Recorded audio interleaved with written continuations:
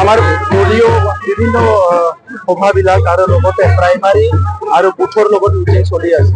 তো মই বিভিন্ন সমষ্টিত যোৱা চৰকাৰ চলি থকা সময়ত বিভিন্ন বুথৰ লগত কথা পাতিবলৈ স্কোপ পোৱা নাছিলে।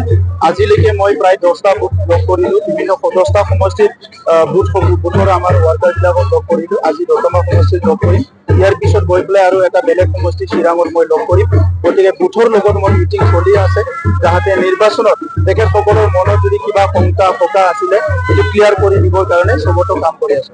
আৰু ইতিমধ্যে মানে ৰাইজৰ মাজত এটা চৰ্চা ওলাইছে আপুনি নিৰ্বাচনত ইয়াৰ কাৰণে দলে সিদ্ধান্ত ল'ব। দলে যেতিয়া কিবা এটা সিদ্ধান্ত ল'ব মই ইয়াৰ মতে কৰিম। গতিকে আমাৰ দলৰ কোৰ কমিটি ডিছকাশ্যন হ'ব, ডিছকাশ্যন হৈ পেলাই এই সিদ্ধান্তটো ল'ব।